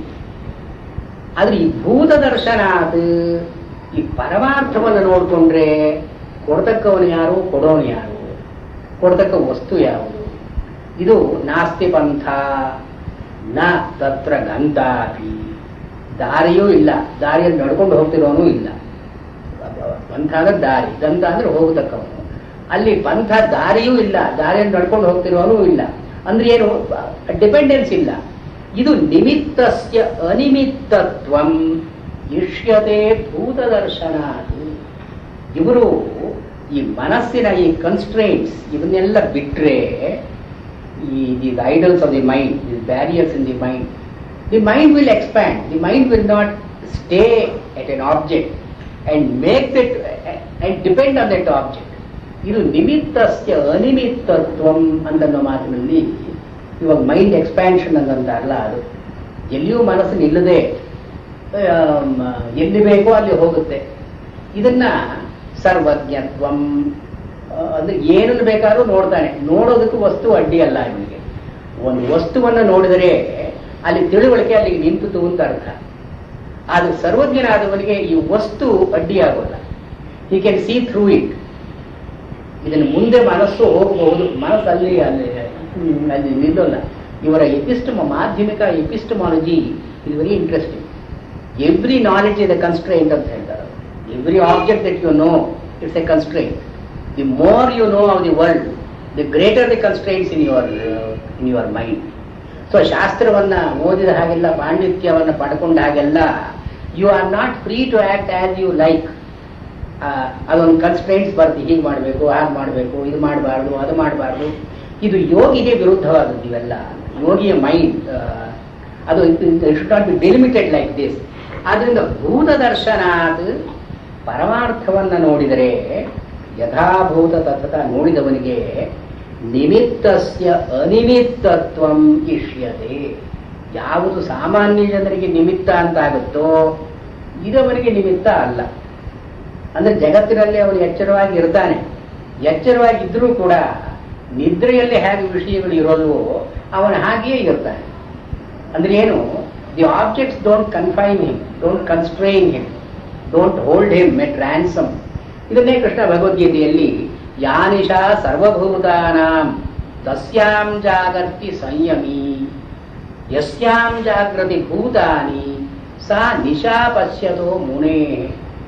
ಎಲ್ಲ ಮನುಷ್ಯರು ಎಲ್ಲಿ ಎಚ್ಚರವಾಗಿರ್ತಾರೋ ಮುನಿಯಲ್ಲಿ ನಿದ್ರೆ ಮಾಡ್ತಾ ಇದ್ದಾರೆ. ಅಂದ್ರೆ ಏನು, ವಿಷಯಗಳು ಅವನಿಗೆ ನಿದ್ರೆ ಅಂತಂದ್ರೆ ಏನು, ವಿಷಯಗಳು ಉಪಲಬ್ಧ ಇಲ್ಲ, ಇಂದ್ರಿಯ ವ್ಯಾಪಾರ ಇಲ್ಲ, ಮನಸ್ಸಿನ ವೃತ್ತಿ ಇಲ್ಲ, ಅದು ತೃಪ್ತಿ. ಸಾ ನಿಶಾ ಪಶ್ಯತೋ ಮುನೇ. ಮುನಿಯಾದವನಿಗೆ ನಮ್ಮ ಇಂದ್ರಿಯಗಳಲ್ಲಿ ಕೆಲಸ ಮಾಡ್ತಾ ಇದೆಯೋ ಅವನ ಇಂದ್ರಿಯಗಳು ಅಲ್ಲಿ ಕೆಲಸ ಮಾಡೋಣ, ನಮ್ಮ ಮನಸ್ಸಿಯಲ್ಲಿ ಕೆಲಸ ಮಾಡುತ್ತೋ ಅವನ ಮನಸ್ಸಲ್ಲಿ ಕೆಲಸ ಮಾಡೋಣ. ಇದು ಭೂತ ದರ್ಶನ. ಅದು ನಿಮಿತ್ತಸ್ಯ ಅನಿಮಿತ್ತತ್ವಂ. ವಿಷಯೇಂದ್ರಿಯ ಸಂಯೋಗ ಅಂತನ್ನೋದು ಯೋಗಿಗಿಲ್ಲ. ಇಂದ್ರಿಯ ವಿಷಯ ಸಂಯೋಗವಾಗುತ್ತೆ, ಅಲ್ಲಿ ನಿಂತೋಯ್ತು. ಇದು ಮನಸ್ಸಿಗೆ ಮುಟ್ಟೋಲ್ಲ ಅವನಿಗೆ. ಅಂದ್ರೆ ಏನು, ಅವನು ವಿಕಾರ ಮನುಷ್ಯರು ನೋಡಿದ ಹಾಗೆ ನೋಡ್ತಾನೆ ಎಲ್ಲವನ್ನೂ ಕೂಡ. ನೋಡಿದ ಮೇಲೆ ಮಾನಸಿಕಾರ ಅಂತ ಇಲ್ಲ ಅವರಲ್ಲಿ. ಇದು ಬೇಕು, ಇದು ಚೆನ್ನಾಗಿದೆ, ಇದು ಚೆನ್ನಾಗಿಲ್ಲ, ಇದು ಹೇಯ, ಇದು ಉಪಾದೇಯ, ಇಂತಹ ವಿತರ್ಕ ವಿಚಾರಗಳು ಅವನ ಮನಸ್ಸಿಗೆ ಬರೋಲ್ಲ. ಅವನು ಕೇವಲ ಭೂತ ತಥತ ಇರೋದನ್ನು ಇದ್ದಾಗ ನೋಡ್ತಾನಷ್ಟೇ. ಇಂದ್ರಿಯ ವ್ಯಾಪಾರ ಮಾತ್ರ ನಡೆಯುತ್ತೆ, ಮಾನಸಿಕಾರ ಅಂತ ಇಲ್ಲ. ಹೀಗಾದಾಗ ವಿಷಯಗಳು ವಿಷಯವಾಗಲ್ಲ. The objects cease to be objects, they cease to be stimuli. ಇದನ್ನೇ ಇವರು ನಿಮಿತ್ತಸ್ಯ ಅನಿಮಿತ್ತತ್ವಂ, ಸಾಮಾನ್ಯ ಜನರಿಗೆ ನಿಮಿತ್ತವಾಗಿರೋದು ಇವನಿಗೆ ನಿಮಿತ್ತ ಅಲ್ಲ. The world for the common man has this plurality, but the world for him is all the same. It's as if it does not exist. ಆದ್ರಿಂದ ಇಲ್ಲಿ ಇವನಿಗೆ ಪ್ರತಿಭಾಸ ಅಂತ ಬರೋಲ್ಲ, ಪರಿಕಲ್ಪನಾ ಅಂತ ಇಲ್ಲ. ಆದ್ರಿಂದ ಜಗತ್ತು ಹೇಗಿದೆ, ಇವರಿಂದ ಜಗತ್ತು ಬಂದಿಲ್ಲ. ಇದು ಅಜಾತಿವಾದ. ಈ ಜಾತಿವಾದ ಅಂತ ನಾವದರಲ್ಲಿ ಇವರಿಗೆ ಏನು ಹೇಳಿದ್ರು, the world is an emergent phenomenon. When does the world come in to existence have you experience. ನಾವು ಜಗತ್ತಿನಲ್ಲಿ ಬೆಳೀತಾ ಇದ್ದ ಹಾಗೆ ನಮಗನುಗುಣವಾಗಿ ಜಗತ್ತು ಬೆಳ್ಕೊಂಡು ಬರ್ತಾ ಇದೆ. ಮಗುವಿಗೆ ಎಷ್ಟು ಈತಿಬಾಧೆಗಳಿರುತ್ತೋ ಅದು ಬೆಳೀತಾ ಬೆಳೀತಾ ಈತಿಬಾಧೆಗಳು ಜಾಸ್ತಿ ಆಗ್ತಾ ಹೋಗುತ್ತೆ. Problem of education, higher education ಅಂದರೆ ಹೈಯರ್ ಕನ್ಸ್ಟ್ರೈನ್ಸ್. ಇದು every the world there are constraints all round. ಹೀಗೆ ಬೆಳೀತಾ ಬೆಳೀತಾ ಬೆಳೀತಾ ನಮಗೆ ಆಲ್ ರೌಂಡ್ ಈ ಪರಿಕಲ್ಪನಾ ಮತ್ತು ಈ ಪ್ರಾತಿಭಾಸ ಅಂತನ್ನೋದು ಬೆಳೀತಾನೇ ಇರುತ್ತೆ. ಬಟ್ ಈ ಯೋಗಿಯಾದವನಿಗೆ ಒಂದು ಇನ್ವರ್ಸ್ ಒಂದು ಡಿರೆಕ್ಷನ್, ಒಂದು ಇಂಟ್ರೋವರ್ಟ್ ಡಿರೆಕ್ಷನ್. ಅದನ್ನೇ ಕಠೋಪನಿಷತ್ತಲ್ಲೂ ಹೇಳಿದ್ರಲ್ಲ, ಅದಕಶ್ಚಿತ್ ಧೀರ ಪ್ರತ್ಯಗಾತ್ಮಾನಮೈಕ್ಷತ್ ಆವೃತ್ತ ಚಕ್ಷು ಅಮೃತತ್ವಮಿಚ್ಛನ್. ಹೊರಗಡೆ ನಾವು ಹೋದ ಹಾಗೆಲ್ಲ constraints. The world is created by the individual out of his own mind and experience. ಇವನು ಯೋಗಿಯಾದವನು ಹೀಗೆ ಜಗತ್ತನ್ನು ಸೃಷ್ಟಿ ಮಾಡ್ತಾ ಇಲ್ಲ. ಅವನು ಇರೋ ಜಗತ್ತನ್ನು ನೋಡ್ತಾನಷ್ಟೇ. ಇವನು he is not contributing his mischief to the world. ಅವನು ಕಾರ್ಲೈಲ್ ಯಾರೋ ಸತ್ತೋದ್ರು ಅಂತ ಹೇಳಿದ್ರೆ one scoundrel less in the world ಅಂತ. One scoundrel less in the world, ಒಂದು ಗಂಟೆ ತಪ್ಪಿತು ಅಂತ. ಇದು ಈ ಮಾಧ್ಯಮಿಕರ viewpoint. The world is created by us, ಇದು ಜಾತಿವಾದ. ಅದು ವಾಸ್ತವವಾಗಿ ಈ ಅಜಾತಿ. ವಾಸ್ತವವಾಗಿ ಜಗತ್ತಿಗೆ ನಮ್ಮಿಂದ ಸೃಷ್ಟಿಯಾಗತಕ್ಕಂಥ ಗುಣ ಅಂತ ಒಂದಿಲ್ಲ. R the individual is created by the world.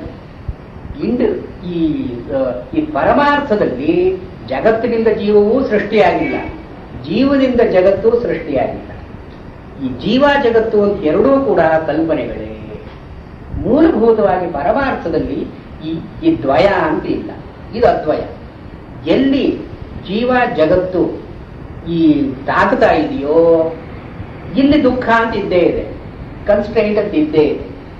ಎಲ್ಲಿ ಜೀವಕ್ಕೂ ಜಗತ್ತಿಗೂ ಒಂದು ಸಂಪರ್ಕ ಇಲ್ಲವೋ ಅಲ್ಲಿ ಈ ಹುಟ್ಟು ಒಂದು ಇಲ್ಲ, ವಿಕಾರಗಳಿಲ್ಲ. ಇದು ಅಸ್ಪರ್ಶ ಯೋಗ ಅಂದ್ರೆ ಇಷ್ಟು. ಜೀವ ಜಗತ್ತು ಸ್ಪರ್ಶವಾಗದೇ ಇರೋದು. Taking care not to make the world a source of your ಡಿಸ್ಕಂಫಿಚರ್.